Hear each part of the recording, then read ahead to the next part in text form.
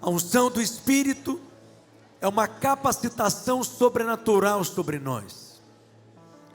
Quando a unção vem sobre nós, nós nos tornamos pessoas irreconhecíveis. A unção, ela te capacita para que você possa ser e fazer além daquilo que você consegue ser e fazer naturalmente. É uma capacitação sobrenatural. Há muitas figuras da unção do Espírito na Bíblia. Uma delas, talvez a mais conhecida, a Bíblia diz que a unção é como o óleo. Nós precisamos desse óleo, nos renovando, nos refrigerando, nos limpando. A unção do Espírito. Na verdade, a unção, ela nos ensina todas as coisas.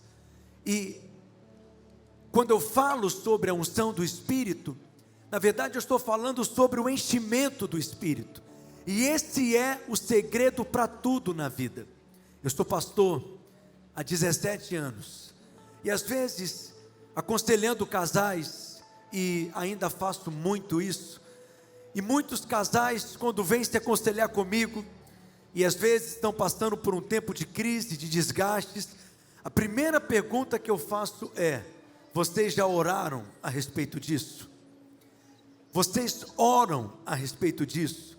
E às vezes, quando eu percebo que um está olhando para o outro assim, meio sem graça, ou seja, não oram coisa nenhuma, eu falo: não atendo vocês. Primeiro eu vou passar um dever de casa para vocês. Todos os dias vocês vão orar juntos. Um dia você ora, outro dia ela ora. Um dia você coloca a mão na cabeça dela, outro dia ela coloca a mão na sua cabeça. E quando vocês orarem juntos, uma semana, vocês retornam aqui. Quando o homem te ajuda é bom, mas quando Deus te responde é glória.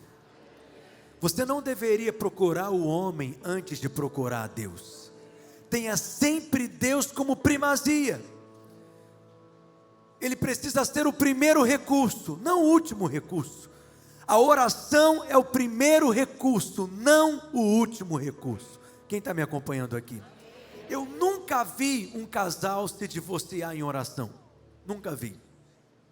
Alguém me procurar assim: pastor, nós oramos, nós jejuamos, nós buscamos a Deus e Deus nos deu essa direção. Geralmente os casais se divorciam porque não oram juntos.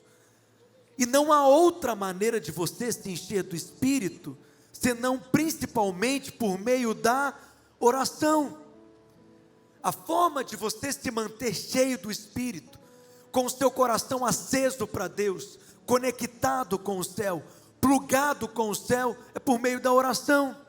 E é por meio da oração que juntos nós nos enchemos do Espírito. Ore junto com o seu cônjuge por uma semana, e os dois decididos a se encherem do Espírito juntos, e você vai ver onde vai parar essa crise de casamento. Ah, pastor, não, eu estou com uma crise de fé. Tenha uma vida cheia do Espírito. Faça isso de forma prática, de você decidir se encher do Espírito, e você vai ver onde essa crise de fé vai parar. O problema é que nós não somos práticos com relação a isso. Às vezes você se sente desanimado, desencorajado, com a sua alma cansada, você se sente frio espiritualmente, você está se sentindo apático. O que você deveria fazer? Simplesmente se encher do Espírito. O problema é que nós nos enchemos de muitas coisas. Você se enche de entretenimento, você se enche de notícias, você se enche de conteúdo nas redes sociais. Você deveria se encher do Espírito continuamente. Isso deveria ser para você uma disciplina espiritual. Mas alguém pode dizer assim: pastor, eu só não sou mais cheio porque não tem ninguém para me encher. Tem sim, filho. Você se enche do Espírito Santo. Eu vou repetir: é você que se enche do Espírito Santo. Vou falar mais uma vez: é você que se enche do Espírito Santo. Projeta para mim, por gentileza, Efésios capítulo 5. Vamos ler a partir do verso 18. Efésios capítulo 5, a partir do versículo 18. Quantos amam a palavra de Deus aqui? Então diga assim: cada vez que eu abro a Bíblia, eu aprendo mais da Bíblia. Amém? Efésios 5,18 diz: e não vos embriagueis com o vinho, no qual há dissolução. Diga dissolução. O que é dissolução? É perder a noção das coisas, é perder o limite das coisas, é se tornar alguém inconveniente. Sabe quando a pessoa está embriagada com o vinho e ela fala coisas inconvenientes, ela age de maneira inconveniente, porque ela perde a noção de tudo, limite de tudo, ela age de forma imprópria. Nunca permita isso na sua vida, amém? Mas enchei-vos do Espírito. O que Paulo está dizendo é: não se embriague com o vinho, porque aquele que é embriagado pelo vinho, ele é controlado pelo vinho, ele é dominado pelo vinho, ele é influenciado pelo vinho. Mas encha-se do Espírito, porque aquele que é cheio do Espírito será controlado pelo Espírito, influenciado pelo Espírito, dirigido pelo Espírito, guiado pelo Espírito. Então, o verbo está no imperativo, ele diz: enchei-vos.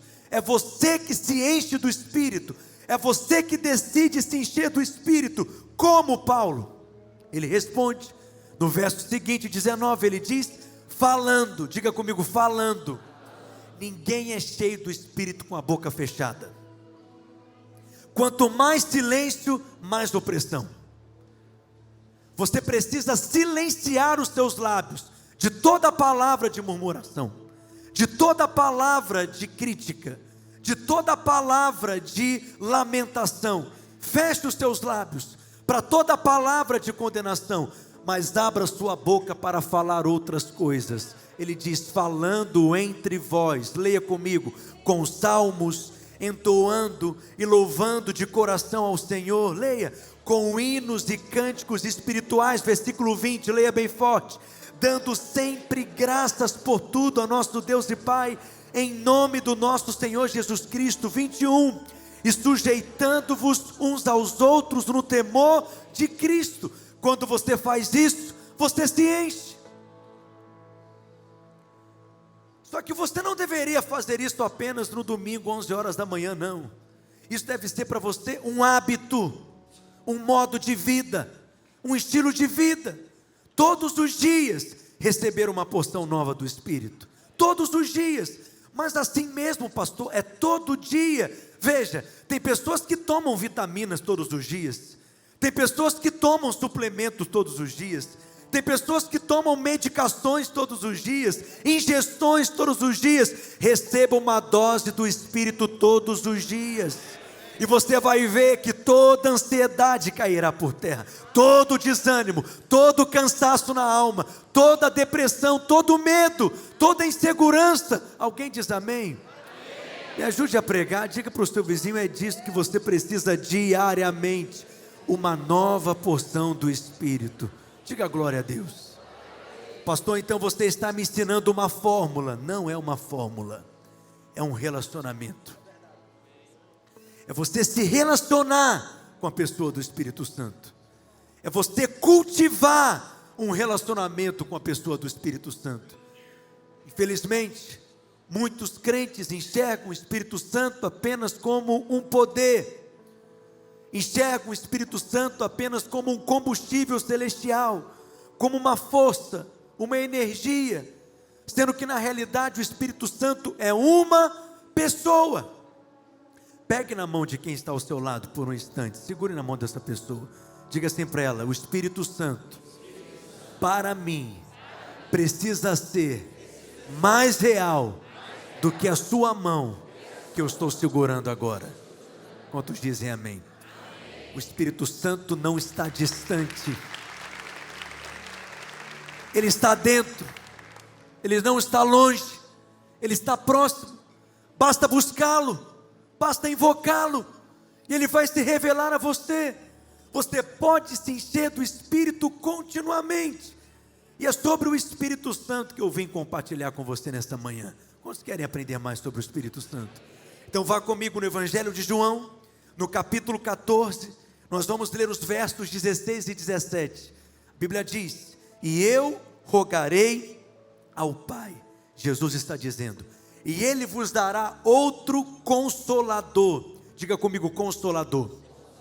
A fim de que esteja uma semana com vocês, um mês, um ano, para sempre convosco. Quantos amam o Espírito Santo aqui? Jesus chama o Espírito Santo de Consolador. E o verso 17 ele ainda diz: Ele é o Espírito da verdade. O mundo não pode receber, porque não o vê, nem o conhece, mas vós o conheceis. Por quê?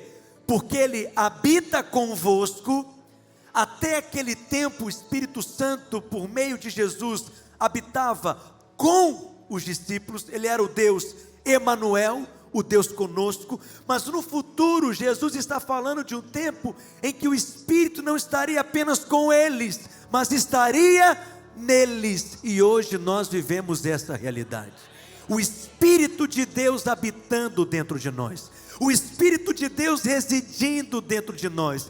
Ele fez de você a sua casa, a sua morada, o seu templo, o seu santuário, o lugar da sua habitação.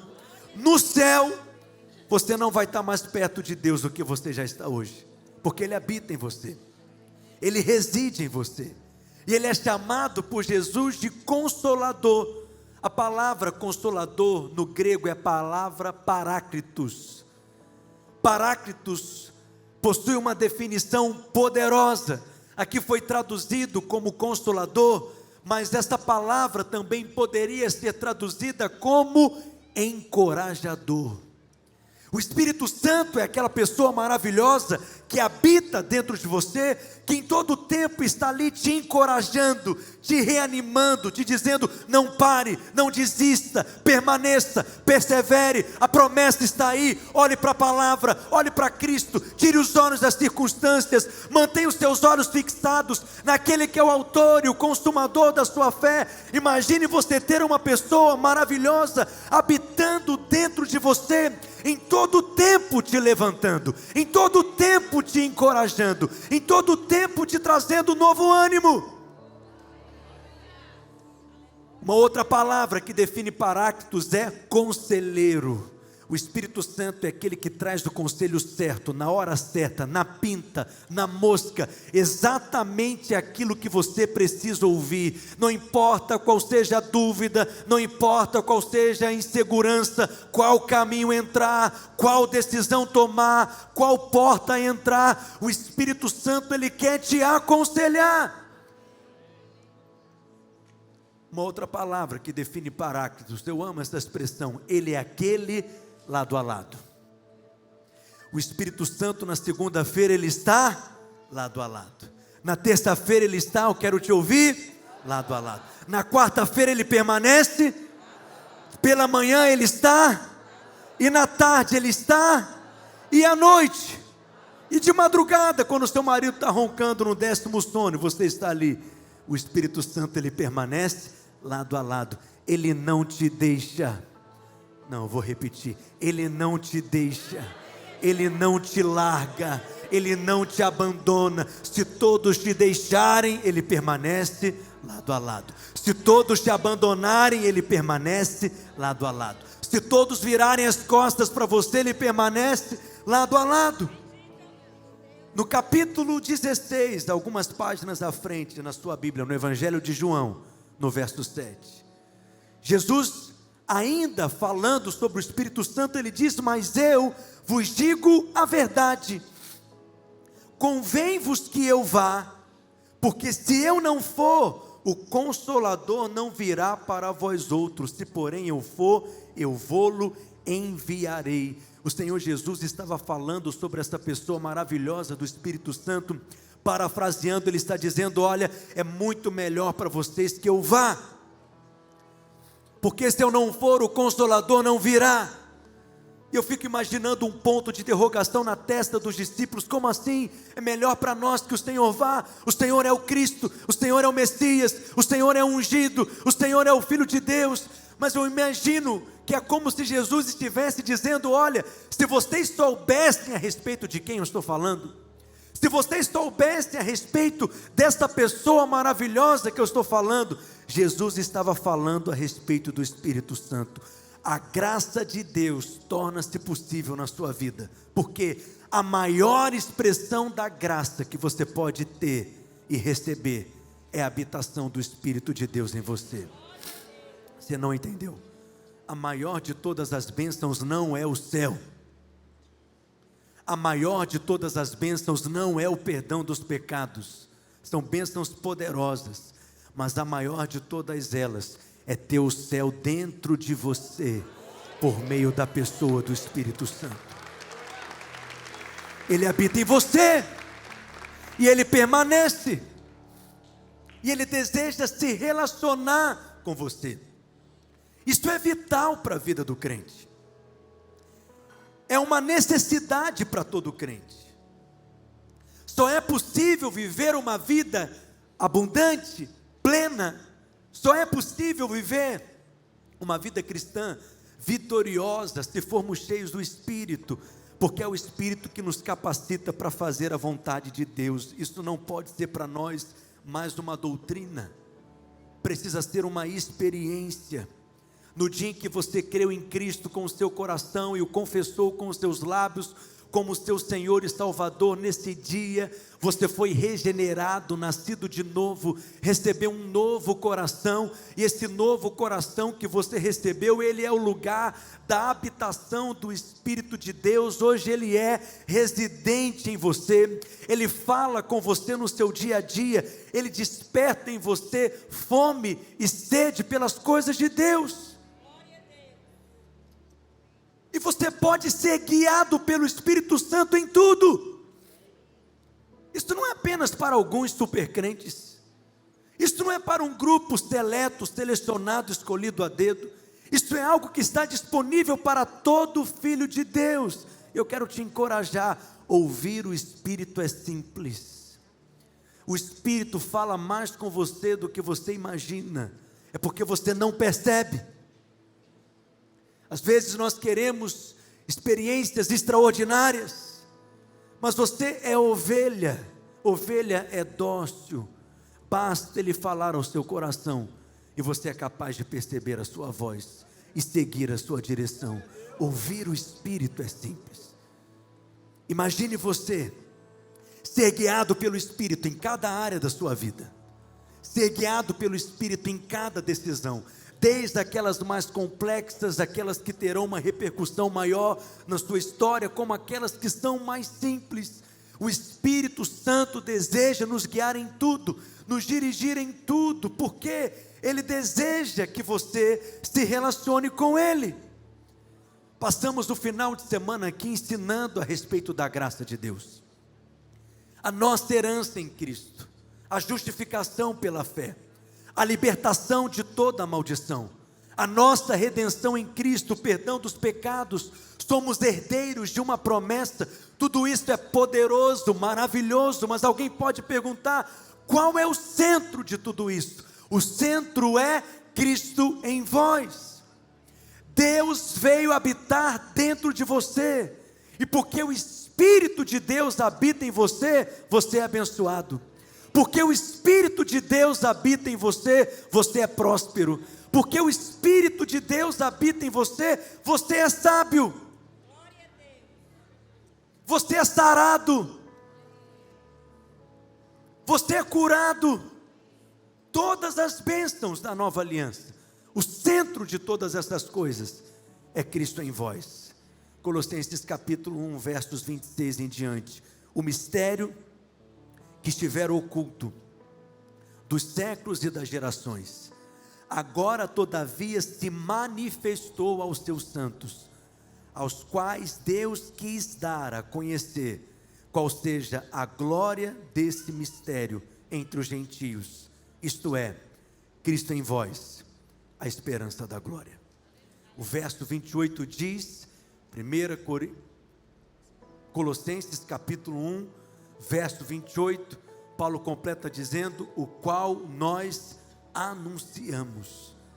Esta é a nossa mensagem, esta é a nossa pregação, esta é a vida cristã. Tudo precisa se resultar num relacionamento íntimo com a pessoa do Espírito Santo. Mas infelizmente, Muitos se relacionam com o Espírito Santo como se ele fosse apenas uma força, mas ele é uma pessoa que deseja se relacionar conosco. Você precisa conhecê-lo, saber o que agrada o Espírito Santo, o que entristece o Espírito Santo, o que atrai o Espírito Santo, o que repele o Espírito Santo. Você precisa cultivar um relacionamento com a pessoa do Espírito Santo, porque ele ama você, ele quer ser encontrado, ele quer ser achado, ele tem mais fome por você do que você tem por ele, ele anseia por você. Em Atos capítulo 10, a Bíblia fala de uma ocasião em que o Evangelho alcançou pela primeira vez uma casa. Cornélio, o primeiro gentio que foi alcançado pelo Evangelho de Cristo. Ele era um italiano. A Bíblia diz que Deus considerou suas ofertas e as esmolas que ele fazia, as ofertas, as orações que ele entregava. E a Bíblia diz então que de repente um anjo foi visitar a sua casa. E o verso 31 de Atos 10 diz que o anjo diz a Cornélio: tua oração foi ouvida e as tuas esmolas lembradas na presença de Deus. Não é maravilhoso isso? Nenhuma oração que você faz passa desapercebida por Deus. Alguns aleluias. Vou te dar mais uma chance. Nenhuma oração que você faz passa desapercebida por Deus. Não apenas suas orações, suas esmolas também. Esmolas são ofertas. Tudo é contabilizado por Deus. E você nunca ganha de Deus no dar. Você será recompensado. Amém? Cornélio então teve suas orações e ofertas contabilizadas por Deus. Olha o verso 32. Manda, pois, alguém a Jope, o anjo está dizendo a ele, chamar a Simão, por sobrenome Pedro. Acha-se este hospedado na casa de Simão, curtidor, à beira-mar. Portanto, sem demora, mandei-te chamar-te, e fizeste bem em vir. Cornélio está dizendo a Pedro: agora, pois, estamos todos aqui, na presença de Deus, prontos para ouvir tudo que te foi ordenado da parte do Senhor. Pedro então começa a pregar para Cornélio e para sua família. Olha a pregação de Pedro, Atos capítulo 10, verso 44. Leia comigo esse texto, bem forte, todos juntos aqui. Atos 10, verso 43 na realidade. Diz assim, eu quero te ouvir. Dele todos os profetas dão testemunho, de que por meio de seu nome, Jesus, todo aquele que nele crê, recebe remissão de pecados. Preste atenção, Pedro está pregando a respeito do perdão. Aquele que crê em Cristo, na obra de Cristo, recebe remissão de pecados, ou seja, seus pecados são perdoados, sua dívida é quitada, seu passado é apagado, ele é lavado pelo sangue do Cordeiro. E de repente, enquanto Pedro pregava o Evangelho a respeito do perdão, o que ocorreu? Verso 44, ainda Pedro falava estas coisas quando caiu o Espírito Santo sobre todos aqueles que ouviam a palavra. Enquanto Pedro pregava sobre o perdão dos pecados, aquela mensagem que alguns já têm como trivial, elementar, muito leitinho, falar sobre o perdão. Enquanto Pedro pregava sobre a mensagem que alguns consideram como a graça barata, o evangelho que é fácil, Pedro pregava e o Espírito Santo caiu sobre eles. Presta atenção, o Espírito Santo não esperou nem Pedro terminar de pregar. O Espírito Santo não esperou nem Pedro fazer uma oração. O Espírito Santo não esperou nem Pedro fazer um apelo, impor as mãos. E eles foram cheios do Espírito. Tem muito crente que é salvo, nascido de novo, filho de Deus, mas vive uma vida fria, não é cheio do Espírito. Por que não? Para ser cheio do Espírito tem que ter revelação do perdão. Porque aquele que sabe que foi perdoado, ele sabe que ele pode entrar no céu. E se você pode entrar no céu porque foi perdoado, acredite, o céu pode entrar em você também. E você pode se encher do Espírito todos os dias e ter um relacionamento com a pessoa do Espírito Santo. E Pedro então estava pregando essa mensagem poderosa a respeito do perdão de Cristo, quando de repente o Espírito caiu. O texto diz aqui no verso 44, se puder manter para mim por gentileza, que ele caiu. A palavra caiu no grego é a palavra epipípito. Você conhece essa palavra? Porque é lá em Lucas, no capítulo 15, no versículo 20, falando Jesus a respeito da parábola do filho pródigo. E levantou-se, foi para o seu pai, vinha ele ainda longe, quando seu pai o avistou, e compadecido dele, o texto diz que ele, correndo, o abraçou e beijou. A palavra que foi traduzida aqui em Lucas 15, 20 como abraçou, é a mesma palavra epipípito. Em Atos 10, 44 foi traduzido como caiu. Em Lucas capítulo 15, verso 20 foi traduzido como abraçou. Sabe aquela pessoa que te dá um abraço tão afetuoso, tão forte, que quase cai sobre você e derruba você? Enquanto Pedro pregava as palavras da graça, o Espírito Santo abraçou todos eles. É isso que você precisa receber nesta manhã. O abraço do Espírito Santo, o abraço afetuoso, amoroso, quente, caloroso do Espírito Santo, o abraço do favor e da graça de Deus vindo na sua direção, porque Ele é o Espírito da graça. Zacarias, capítulo 12, verso 10, a Bíblia diz: e sobre a casa de Davi e os habitantes de Jerusalém, derramarei o Espírito da graça. Digo, o Espírito Santo é o Espírito da graça. Portanto, quando o Espírito vem, a graça vem. Você não está apenas debaixo da graça, você está abraçado pela graça. O favor de Deus está dentro de você, porque o favor de Deus, a graça de Deus é uma pessoa, Ele é o Espírito da graça. E por que que Ele foi nos dado? Para entendermos a graça. 1 Coríntios capítulo 2, verso 12, ora, nós não temos recebido o Espírito do mundo. Levanta a sua mão e diga: eu não recebi o Espírito do mundo. Diga: eu recebi o Espírito da graça. Diga: eu rejeito o Espírito do mundo. Se o Espírito da graça não é o Espírito do mundo, e o Espírito da graça é o Espírito do favor imerecido, qual é o Espírito do mundo? O Espírito do mundo é o Espírito do merecimento, é o Espírito da meritocracia, é o Espírito do próprio esforço, é o Espírito dos mais fortes, dos mais capazes, dos mais sabidos, os melhores, os mais inteligentes é que vão prosperar. Paulo diz que não, você não recebeu desse Espírito, esse Espírito já passou na sua vida, agora você recebeu o Espírito do favor, o favor de Deus está sobre você.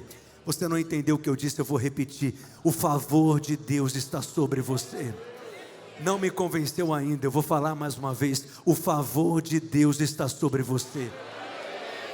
Ter o favor de Deus é a coisa mais importante na vida. Salomão diz que a vitória não é do mais forte, a vitória não é do mais capaz, a vitória não é do mais sabido, a vitória é daquele que está no lugar certo e na hora certa. Quem te coloca no lugar certo e na hora certa? O favor de Deus. É Ele que te apresenta a pessoa certa, é Ele que faz as conexões certas, é Ele que te dá a sabedoria, a direção, a instrução, é Ele que faz com que as pessoas olhem para você com um olhar de graça, com um olhar de favor e decidam te abençoar. Você acha que precisa de dinheiro? Não, você precisa é ter favor. Você acha que precisa casar? Não, filho, você precisa é ter favor. Você acha que precisa ter alguém que tem um contato quente, alguém muito influente? Não, você precisa é ter favor. Quem tem favor tem tudo. Quem tem favor, Deus o coloca em lugares que ele jamais imaginou que um dia estaria. Deus faz com que ele entre por portas que naturalmente ele não tinha qualificação para estar lá. Alguns chamam de sorte, nós chamamos de favor. Há favor sobre você. Eu disse que há favor sobre você, e esse favor pode ser multiplicado sobre a sua vida. Você pode receber novas medidas de favor e graça. Na medida que você se enche do Espírito da graça, você se enche de favor. E esse favor, por meio do Espírito Santo, a Bíblia diz que ele nos foi dado em 1 Coríntios 2,12, para que você possa conhecer aquilo que nos foi dado, de que maneira? Gratuitamente. A graça de Deus é algo tão poderoso, a graça de Deus é algo tão profundo, que naturalmente você não consegue entendê-la, mas você recebeu o professor da graça, que habita dentro de você, te ensinando a respeito da sua herança em Cristo. Tudo aquilo que você possui em Cristo, tudo aquilo que você é em Cristo, tudo aquilo que está disponível para você em Cristo. Alguém está sendo edificado esta manhã? Quantos querem aprender mais sobre o Espírito Santo? Então, nesse tempo que me falta, porque o tempo aqui parece que passa mais rápido do que o normal, eu quero te ensinar a respeito da obra do Espírito Santo. E a obra do Espírito Santo hoje, aquilo que o Espírito Santo está fazendo hoje, realizando hoje, pode ser resumida de 3 formas. Quantas formas? 3. Então diga comigo: convencer, testificar e testemunhar. O Espírito Santo hoje está fazendo 3 coisas. Diga comigo: convencer, testificar e testemunhar. João capítulo 16, verso 7. Mas eu vos digo a verdade, convém-vos que eu vá, porque se eu não for, o Consolador não virá para vós outros. Veja, ele não foi chamado de atormentador, ele não foi chamado de acusador. O Espírito Santo foi te dado para te consolar, te levantar, te encorajar, te confortar. Ele é o nosso Consolador. Verso 8: e quando ele vier, convencerá o mundo do pecado, da justiça e do juízo. Primeira coisa que eu quero que você entenda: o Espírito Santo não foi te dado para te atormentar, ele foi te dado para te consolar. Pastor, qual é a diferença do convencimento do Espírito para a acusação do diabo? Quando que o Espírito Santo está me convencendo de algo e quando é uma acusação do diabo na minha mente? Tem diferença? É óbvio que sim. Um dos nomes do diabo na Bíblia é Satanás, que significa Ha-Satã, o acusador. A principal arma do diabo contra nós chama-se acusação. Quando você está debaixo de culpa, quando você está debaixo de vergonha, você se sente intimidado, você não tem fé para orar, você não tem fé para manifestar autoridade espiritual, você não tem fé para crer por curas e milagres, porque ele está te mantendo debaixo de uma opressão. Mas quando o Espírito está nos convencendo de algo, acredite, você experimenta uma paz que excede todo entendimento, uma alegria, e ele sempre reafirma quem você é nele. Ele não te deixa arrasado na lona, mas todas as vezes que o diabo se levanta para te acusar, você se sente caído, abatido, desanimado. Mas qual que é o problema? O diabo nunca fala com você na terceira pessoa, senão logo você perceberia a voz dele na sua mente.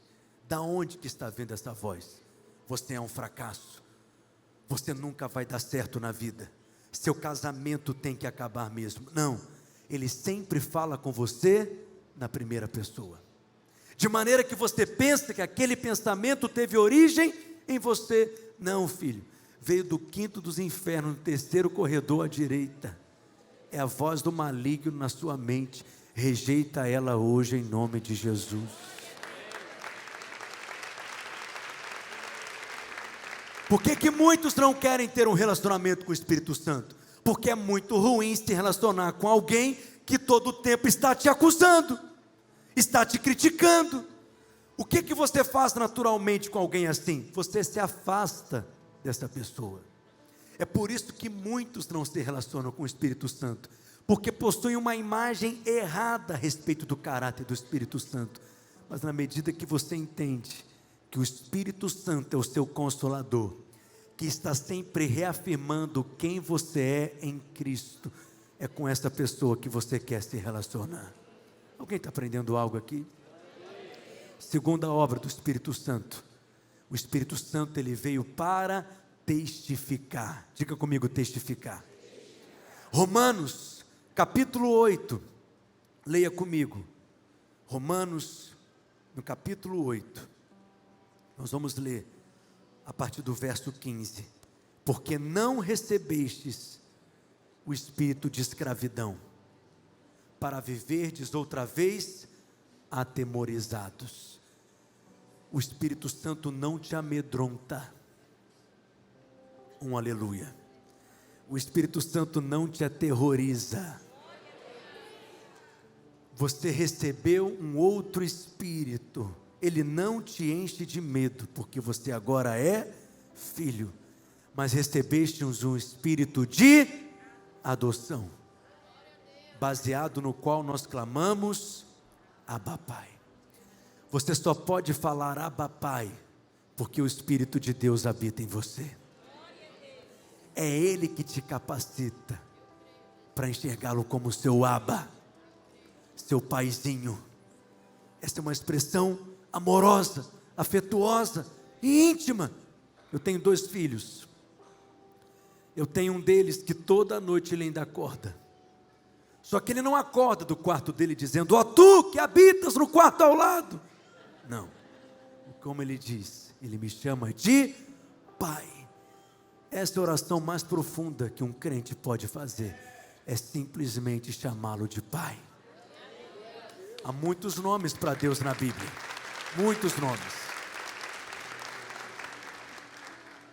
Para Moisés, ele se revelou como Elohim. Para Abraão, ele se revelou como El Shaddai.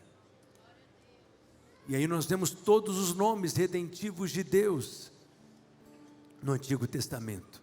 Ele é Jeová Jireh, aquele que provê. Ele é Jeová Rafá, aquele que nos sara. Mas Jesus veio revelar um novo nome de Deus. João capítulo 17. Revelei o teu nome aos homens. Manifestei o teu nome aos homens. Qual é o nome de Deus que Jesus veio revelar? Pai. Seu pai pode ser um político influente. Seu pai pode ser um empresário poderoso. O seu pai pode ser um advogado muito requisitado. Mas para você, ele é o seu Pai. E tudo que você precisa fazer é simplesmente chamá-lo de Pai. E quem te capacita para isso? O Espírito. Porque o texto diz aqui em Romanos capítulo 8, verso 16, que o próprio Espírito, ele confirma, ele sela, ele testifica, Romanos 8,16, que no nosso espírito, que nós somos o quê? Filhos de Deus. É o Espírito Santo em você, que testifica que você foi feito filho. Imagine uma pessoa muito rica, ele é um milionário, e ele então tão generoso, com um coração tão cheio de compaixão, ele encontra uma criança na rua, e ele resolve adotá-la, fazer dela seu filho, traz para dentro de casa, dá um nome para ela, o seu sobrenome para aquela criança, a reconhece oficialmente como filho, e diz para aquela criança: tudo que é meu é seu, você é meu filho agora, eu sou seu pai. Esse quarto aqui eu fiz para você. Está vendo todos esses brinquedos aqui? É tudo seu. Ele abre a geladeira, está vendo todos esses danoninhos aqui? É tudo seu. Qual que é o problema? Ele não se vê como filho. Ele não se sente livre para pegar os brinquedos e espalhá-los na sala de casa, porque ele tem medo de ser mandado embora a qualquer momento. Ele não se sente na liberdade de abrir a geladeira e tomar todos os Yakults que estão ali, porque ele tem medo de pisar na bola a qualquer momento, ele pode ser abandonado. Ou seja, é filho, mas não vive como consciência de filho. Mas se esse pai tivesse o poder de colocar dentro daquela criança um sentimento de grandeza, um sentimento de filiação, ele não tem condição de fazer isso. Mas o nosso Pai Celestial faz isso conosco. Você não é escravo, você é filho. Viva como filho, na espontaneidade de filho, na liberdade do filho. Você tem acesso à casa, você tem acesso à família. A despensa do céu está disponível para você. Há uma mesa de provisão preparada para você, e tudo é vosso, e vós de Cristo, e Cristo de Deus. Há sabedoria, há recursos, há direção, há criatividade, inteligência, força, saúde, novo ânimo, longevidade, um caminho aberto para você, um futuro de paz e prosperidade, um futuro de glória, porque os pensamentos que o seu pai tem ao seu respeito são pensamentos de paz e não de mal. Diga aleluia. Posso encerrar? Glória a Deus. Terceiro lugar, meu tempo já estourou. Terceira obra do Espírito Santo: testemunhar. Diga comigo: convencer, testificar e testemunhar. Diga mais uma vez, mais forte. Diga: convencer, testificar e testemunhar. Hebreus capítulo 10, verso 15: e disto nos dá testemunho o Espírito Santo, porquanto após ter dito do que ele dá testemunho a respeito da nova aliança, verso 16: esta é a aliança que farei com eles depois daqueles dias, diz o Senhor, porei no seu coração as minhas leis, sobre a sua mente as inscreverei. Agora o verso 17, você vai ler, para tremer esse auditório aqui. Levanta a sua mão, leia bem forte, se apropriando, recebendo, acrescenta, vamos lá. Também de nenhum modo me lembrarei dos teus pecados e das suas iniquidades para sempre, para sempre, para sempre. Ele não se lembra, ele não se lembra do seu passado, ele não se lembra do seu pecado. Para Deus você não tem mais passado. Para sempre é para sempre. Você foi lavado pelo sangue. Esse é o grande mistério, a amnésia divina. Deus não se lembra. Não tente lembrar aquilo que Deus disse que já esqueceu. Esqueça o seu passado e esqueça o passado dos outros também. Quantos dizem amém aqui? Mas ele testemunha. Por que ele testemunha? Eu estou encerrando, eu prometo. Porque convencer é uma obra que o Espírito Santo faz dentro. Testificar é uma obra que o Espírito Santo ele faz no seu íntimo. Mas testemunhar é algo que ele está fazendo exteriormente. Por quê? Porque você não vê o sangue de Jesus sobre você. Você não vê. Você não sente o sangue do Cordeiro de Deus cobrindo você. É por isso que ele está testemunhando. Ele está dizendo: o sangue foi aplicado sobre a sua vida.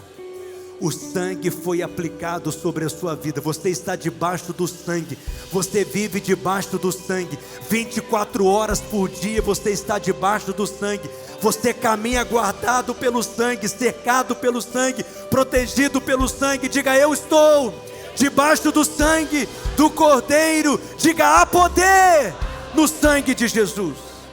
Lembra?